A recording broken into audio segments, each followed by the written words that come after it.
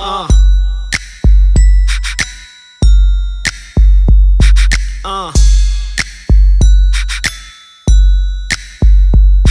Uh.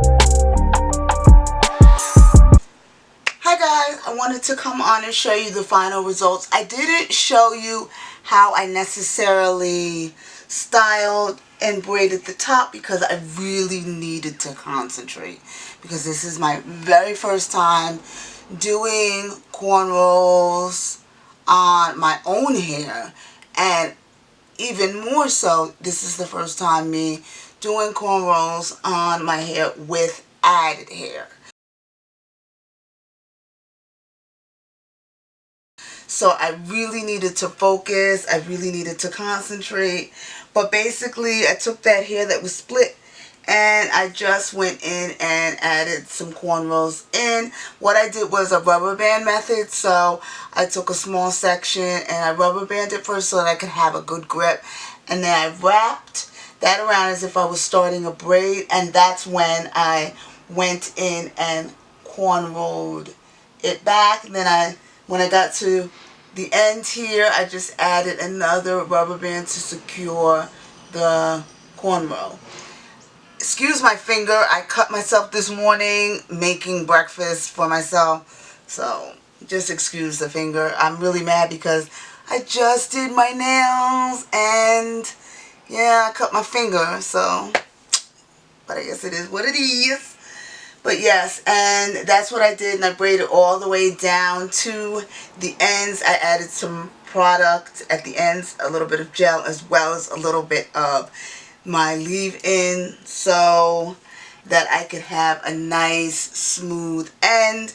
And I tried to keep all of my braids the same size, and my cornrows pretty much the same. They're going a bit to a slant on this side here, and then to the back up at the top. And I think I did pretty good for my first time. Let me show you.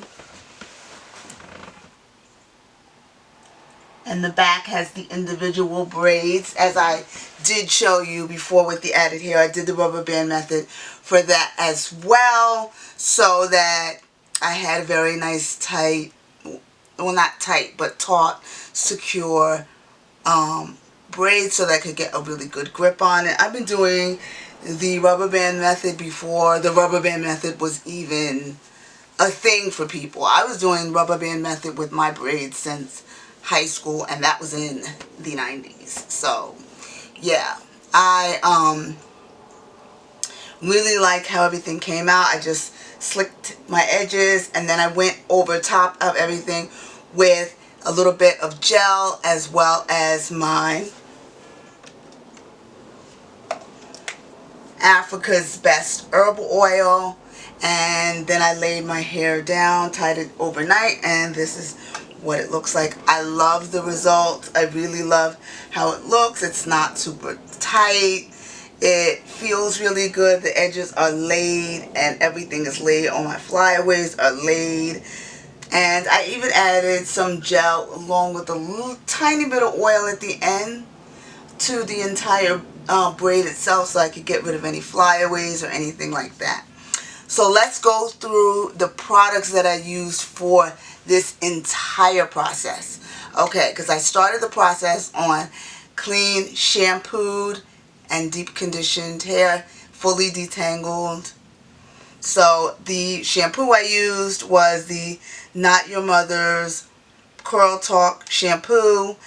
I do have a video that's going to be coming up with a full review, but yes, I used the shampoo here. I went in and used, this is something new. This is by Every Strand Earth Hair Essentials. This is shea and coconut oil deep moisture hair mask. I didn't add my rice water this time because I wanted to see how this deep conditioner performed on its own. Excuse the noise in the background, but I wanted to see how the deep conditioner performed on its own, and I really liked it. It's thick though. It goes on very thick. Your hair has to be super soaking wet when you do this. Apply this either in the shower or directly at the sink. Don't just spray your hair with water and then add it. No, it has to be super drenched, and it's because it's a very thick, very thick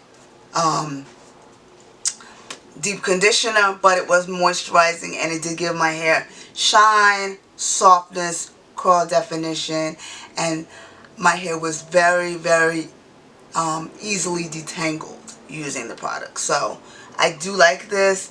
Would I purchase this again? I'm not sure. I'm going to try it a couple more times because, you know, I do have, you know, deep conditioners that I like a little more, but that's the thing. I'm trying to open my eyes to more different deep conditioners because I stay tried and true to like two, and I really need to open my eyes to trying different deep conditioners. So yeah, that's the deep conditioner that I used. And for styling, what I did once I sectioned my hair off, and I just added my part here, and I went and sectioned the first row, and each row I moisturized each row individually.